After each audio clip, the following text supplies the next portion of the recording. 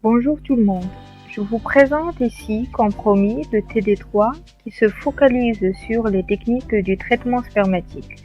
N'oubliez pas de voir le support publié au Classroom pour pouvoir me suivre facilement. Donc cet TD est réparti sur deux. Dans la première partie, que je vais présenter maintenant, va concerner l'analyse et la sélection spermatique. Il faut déjà se poser la question suivante. Un spermatozoïde est composé de quoi? Il y a déjà trois parties. La première, c'est la tête. Elle contient quoi? Plutôt, c'est le matériel génétique. Comme vous le voyez, il est très compacté et protégé. Donc, j'insiste sur la particularité de la chromatine spermatique qui est 6 fois plus compactée que n'importe quelle chromatine de cellules somatiques du corps. Et si vous vous rappelez très bien du TD1, je vous ai expliqué pourquoi. Car il ne faut pas oublier que le spermatozoïde n'a pas de cytoplasme pour protéger son ADN. D'accord? Donc, juste après, qu'est-ce qu'on a? C'est plutôt la pièce intermédiaire. C'est plutôt la partie motrice. C'est ce qui va nous donner plutôt assez d'énergie pour assurer cette mobilité du spermatozoïde. C'est là où on trouve vraiment les mitochondries qui sont vraiment génératrices de ROS. ROS, c'est quoi? C'est Reactive Oxygen Species. C'est ce qui veut dire les radicaux libres, fluorescence. Et dans cette partie, on n'a pas juste des mitochondries, mais même des tubules pour avoir une liaison avec flagelle qui est plutôt sous forme d'hélice. Et la deuxième question qu'il faut se poser, les spermatozoïdes sont-ils tous les mêmes? La réponse est non. Oui, bien sûr, tous les spermatozoïdes ont tous la même formule, tête, pièce intermédiaire et flagelle, mais ils ne sont pas tous de même taille, quelle que soit l'espèce. Et là, vous allez être choqué de savoir que les drosophiles produisent des spermatozoïdes 20 fois leur taille, 20 fois plus leur taille. Le spermatozoïde le plus lent est plutôt de la souris, qui est de 124 micromètres, alors que le spermatozoïde le plus petit, il est de l'éléphant, c'est 50 micromètres. Hein, voilà, ça se voit déjà la différence, même ici au niveau du spermatozoïde. Chez l'humain, c'est 55 micromètres. Et là, vous allez vous demander pourquoi. Surtout pourquoi l'homme va tout simplement produire des spermatozoïdes qui sont 30 000 fois inférieurs à sa taille moyenne.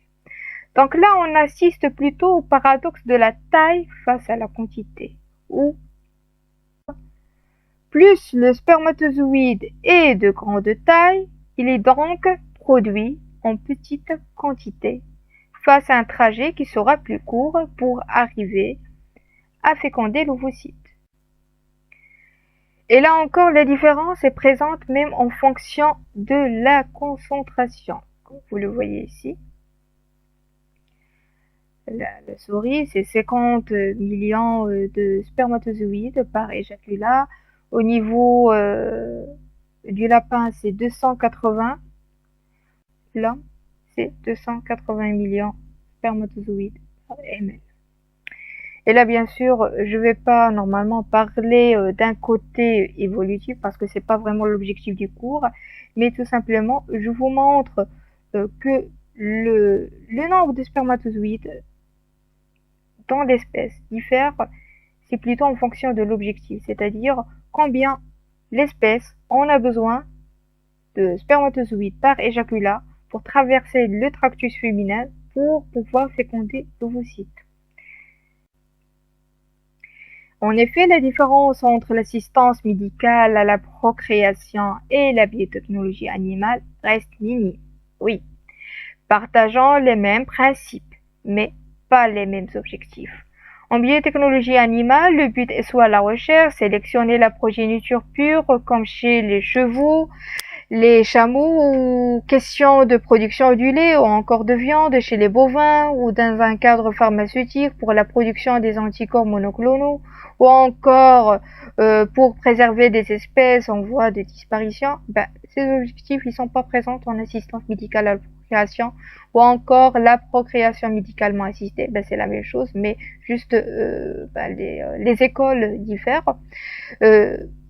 Et bien sûr, le but principal est quoi? C'est plutôt aider les couples qui sont infertiles à avoir des enfants en bonne santé, bien que le cadre social, surtout face à l'âge parental avancé encore, pour préserver la fertilité avant un traitement de cancer, et pourquoi pas préserver le sperme avant une infection par Covid-19, selon les dernières recherches.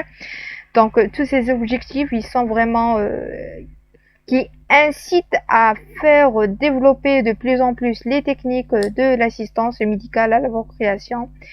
De toute façon, il faut faire la différence entre une fécondation qui est plus ou moins naturelle, qui reste physiologique, nécessitant une insémination intra-utérine.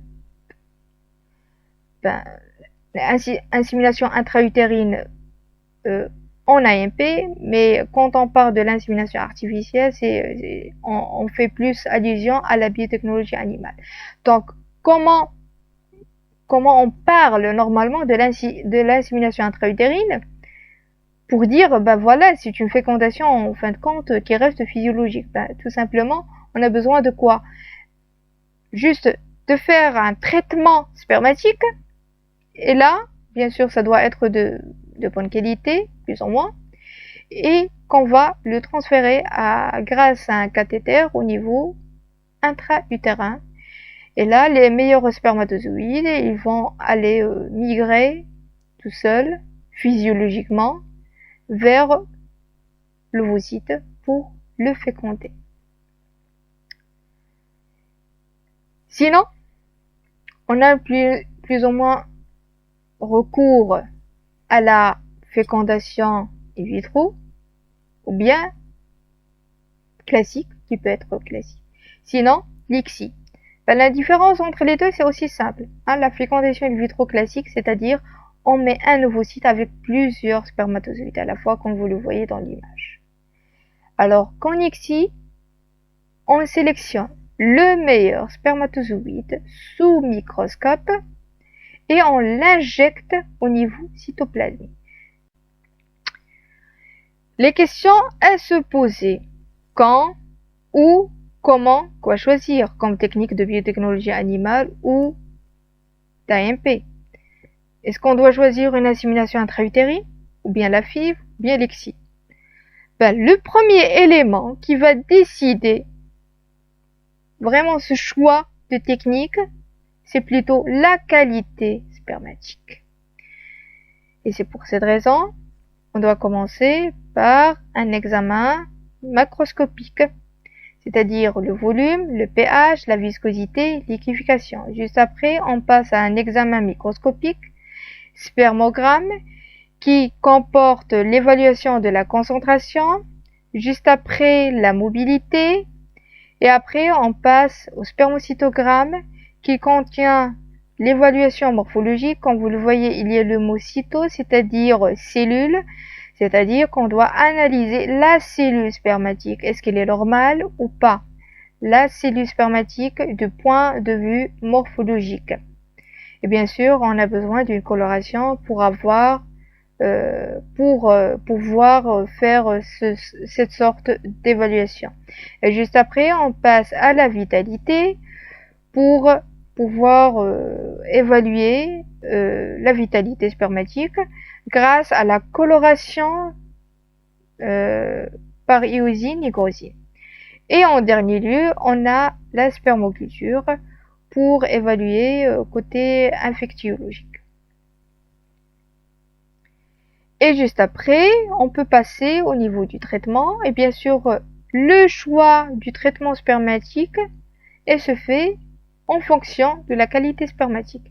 Est-ce qu'on va avoir plus recours à un simple lavage, ou bien du SWIMAP, ou bien on va aller vers la technique du gradient DGC, Density Gradient concentration, ou bien faire tout simplement un TMS.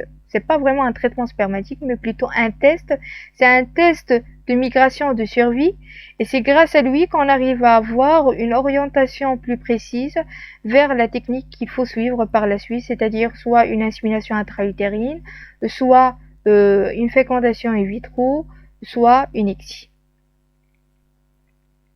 Là, c'est plutôt un schéma récapitulatif du processus du spermogramme et spermocytogramme qui va vous aider normalement à mémoriser les différentes techniques.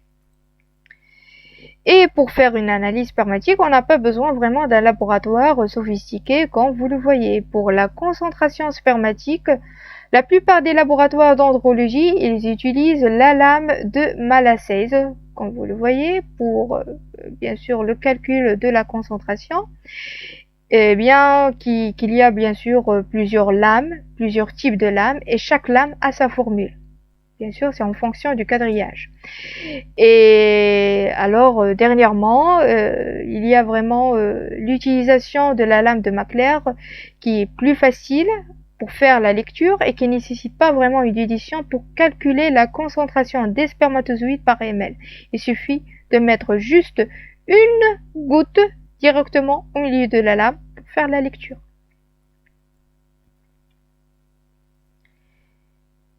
Donc, pour parler des normes de l'analyse spermatique, j'ai choisi pour vous de parler de l'analyse spermatique chez l'homme et les normes de l'OMS 2010, 5e édition.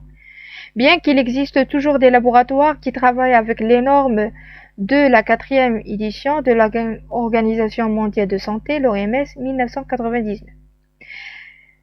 Bien sûr, avant de faire l'analyse, on a besoin d'avoir 3 jours d'abstinence, parce que sinon, c'est cette durée d'abstinence qui va impacter négativement la qualité spermatique et ça va fausser notre interprétation. Donc, après 3 jours d'abstinence, l'échantillon doit être obtenu par masturbation et éjaculé dans un récipient propre ou un verre en plastique non toxique comme vous le voyez.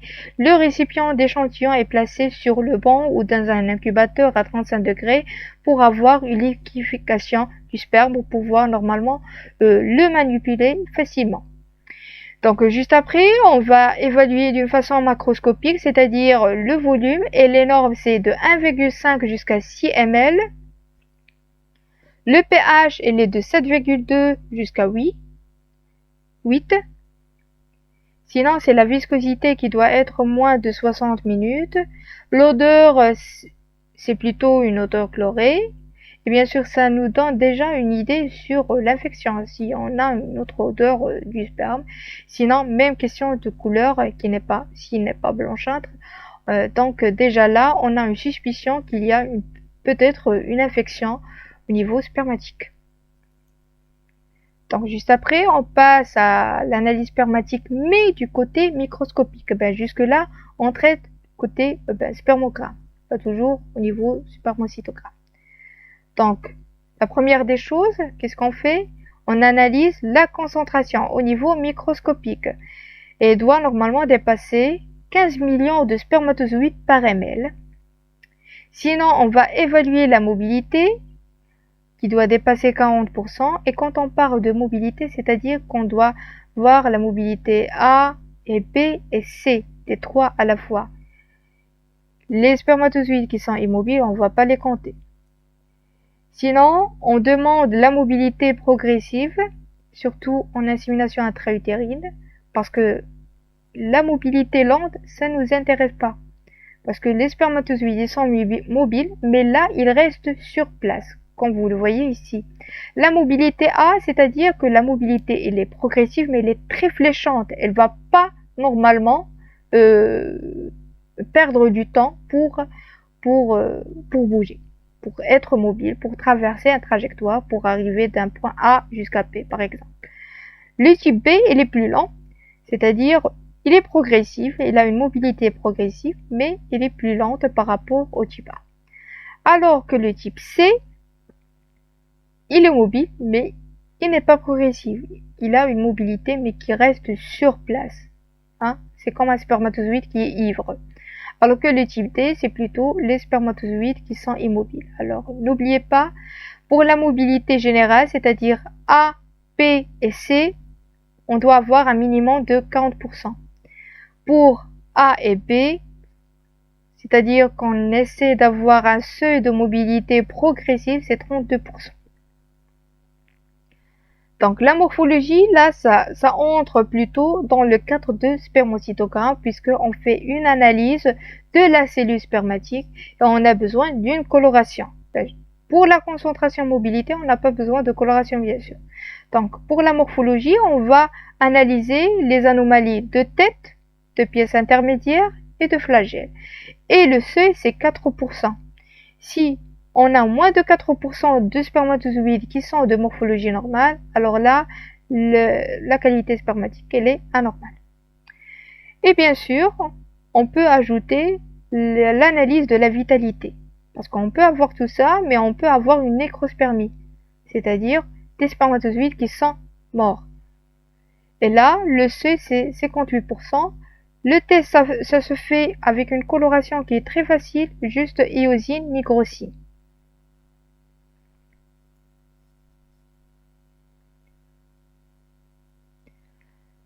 Alors là, comme vous le voyez, le spermatozoïde, il a l'air malade, c'est-à-dire anormal. Donc, quand on pense à quelque chose qui est anormal, la première des choses qu'on a en tête, c'est plutôt zéro spermatozoïde. C'est ce qu'on appelle azospermie. Et bien sûr, c'est différent de l'aspermie, c'est-à-dire 0 ml. Parce qu'on a parfois des patients qui viennent et qui sont choqués d'avoir une azospermie. Ils me disent, voilà, mais quand même, hein, vous êtes en train de nous mentir parce que là, on a du sperme. Non, on peut avoir du sperme, mais avec 0 spermatozoïde. Et bien sûr, c'est différent de ne pas avoir un sperme, c'est-à-dire le liquide séminal. Et là, c'est 0 ml. Sinon, on peut avoir du sperme avec une concentration spermatique. Les spermatozoïdes, ils sont là, mais ils sont de petites quantités. On a un problème de concentration. La concentration, elle est anormale. Et là, on assiste à une oligospermie, c'est-à-dire qu'elle est moins de 15 millions. 15 millions jusqu'à 100 000 spermatozoïdes par ml. Elle peut être soit légère, c'est-à-dire entre 5 millions jusqu'à 14 millions par ml. Sinon, elle est modérée de 1 million jusqu'à 5 millions par ml. Sinon, si elle est moins d'1 million de spermatozoïdes par ml, donc on assiste ici à une oligospermie sévère. On peut avoir une mobilité qui est anormale, c'est l'asténospermie. Et on appelle une mobilité normale une fois on a une mobilité A, P et C qui est moins de 40%. C'est ce qu'on appelle asténo. Il faut faire la différence entre asténospermie et tératospermie. Tératospermie, c'est-à-dire une morphologie anormale, c'est moins de 4%. Il ne faut pas mélanger entre les deux. C'est-à-dire on peut avoir des anomalies de tête, anomalies de pièces intermédiaires ou anomalies de flagelles ou encore les trois à la fois. Sinon, on peut avoir une nécrospermie, c'est-à-dire une vitalité qui est anormale, qui est moins de 58%. Donc là, je vais vous détailler plus le côté spermocytogramme, c'est-à-dire voilà les spermatozoïdes qui sont morphologiquement normaux. Les anomalies de tête, on a plusieurs. Les plus connus, c'est la microcéphalie, c'est-à-dire une petite tête, micro, ou bien macrocéphalie, une grosse tête, les spermatozoïdes à grosse tête. Sinon, des multiples, on peut dire que ce sont vraiment des spermatozoïdes qui sont des aliens. Et là, on a plus c'est plus dû à un problème de division cellulaire au cours de la spermatogenèse. C'est-à-dire, il y a eu une interruption et c'est que normalement ces spermatozoïdes, ils n'arrivaient pas vraiment à terminer leur division cellulaire et ils restent collés. La microcéphalie, c'est aussi la même chose, c'est-à-dire quand on fait une analyse génétique de la tête spermatique, la plupart du temps, on trouve qu'on a qu'il y a normalement deux chromatines. Une région acrosomique qui est anormale, c'est-à-dire qu'on ne va pas arriver à avoir une fécondation. Sinon, une région post-acrosomique qui est anormale. Voilà. Là, c'est la macrocéphalie. Là, c'est quoi? C'est plutôt la microcéphalie, sinon on a des têtes multiples. Sinon, on a les anomalies de la pièce intermédiaire. La plupart du temps, on a les spermatozoïdes qui sont pliés. Hein, c'est comme si ils ont un problème de cou. Sinon, un cytoplasme résiduel anormal. Et vous vous rappelez très bien, j'ai insisté là-dessus beaucoup au niveau du TD1 pour parler des spermatozoïdes qui gardent leur cytoplasme. C'est comme s'ils sont toujours avec leur jaquette. Et là, ça va induire tout simplement une réaction qui est inflammatoire au niveau tésiculaire. La pièce intermédiaire, sinon on peut avoir une pièce intermédiaire qui est mince. Anomalie de flagelle, soit c'est absent, on arrive juste à avoir une seule tête, sans flagelle. Sinon le flagelle est court, sinon c'est multiple, et bien sûr quand on a des spermatozoïdes avec des flagelles multiples, hein, donc comprenez pourquoi. Parce que tout simplement, c'est-à-dire qu'on avait deux spermatozoïdes ou bien plus qui n'arrivaient pas vraiment à se diviser, soit ils gardent la même tête, sinon la tête il a été coupée, et il garde normalement les autres flagelles. Sinon, on a une forme qui est irrégulière du flagelle, ou encore, hein, c'est ce que j'appelle normalement le spermatozoïde qui est timide, c'est-à-dire avoir un flagelle qui est enroulé sur lui. Voilà, là c'est un spermatozoïde avec un cytoplasme qui est résiduel, qui n'arrivait pas normalement à se débarrasser de ce cytoplasme. Et bien sûr, vous allez comprendre que ce spermatozoïde, il va pas vraiment être mobile comme les autres. Parce que là, bien sûr, le cytoplasme va l'alourdir en quelque sorte. Là, plutôt, les spermatozoïdes, ils sont biflagellés. Là, c'est écrouté. Là, le flagelle, il est enroulé. Bien sûr, là, le spermatozoïde, il est sans flagelle, tout simplement. Et bien sûr, le spermocytogramme, pour faire ces nominations, cette classification, on a deux écoles. Soit l'école de David, sinon, c'est plutôt l'école du Kruger qui est normalement été adoptée par la 5e édition de l'OMS et les plus réalistes, surtout pour la FIVEXI, les plus reproductibles, automatisables. Et là, on a plus l'évaluation stricte de Kruger. C'est en 1996 et c'est grâce normalement à cette classification qu'on arrive à classer normalement les spermatozoïdes avec un reste cytoplasmique à part. C'est la classification D. C'est-à-dire, elle n'est plus incluse avec les anomalies de la pièce intermédiaire. En fin de compte, ça dépend des écoles. Donc là, on a plus question de calcul d'IAM, mais plutôt c'est le TZI. C'est l'indice de tératospermie. C'est-à-dire qu'on essaie de calculer l'anomalie par classe. Donc le TZI, c'est l'indice de la tératospermie, c'est le nombre moyen d'anomalies de classe par spermatozoïde anormal. Et comment on le calcule? C'est en faisant la somme des différentes anomalies A et B et C et D sur les spermatozoïdes qui sont atypiques observés. Et bien sûr, on va donner plus de détails à propos de ce calcul au niveau du TD6, là où on va traiter des cas spéciaux. Donc, quand on a le TZI qui égale plus ou moins 1, c'est-à-dire qu'on a plus des anomalies qui sont juste d'un seul type, soit de tête, soit de pièce intermédiaire, soit autre. TZI égale plus ou moins 2, c'est-à-dire qu'il y a deux types, ou bien égale à 3, c'est-à-dire qu'elle va toucher les trois types à la fois. Et bien sûr, quand le TZI est moins de 1,7, c'est-à-dire on va s'orienter vers la fréquentation in vitro classique. Alors si c'est plus de 1,7, c'est-à-dire qu'on a plus d'anomalies morphologiques et qui sont multiples, c'est-à-dire qu'on peut avoir sur un seul spermatozoïde qui a une anomalie de tête, anomalie de flagelle, anomalie de pièces intermédiaires, par exemple avoir une macrocéphalie qui est multiflagellaire, alors là, il faut aller plus vers l'ICSI.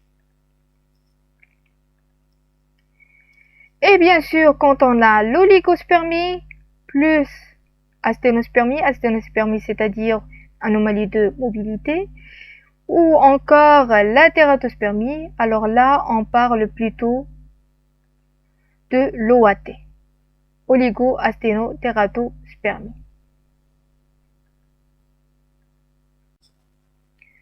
Donc, pour le spermogramme automatisé, ça se fait grâce à l'utilisation d'un logiciel pour analyser la tête spermatique d'une façon avancée, c'est-à-dire avoir une idée sur le calcul de la taille d'un spermatozoïde en micromètres. Et pour finir, voilà la récapitulation, c'est-à-dire les différentes anomalies et leur définition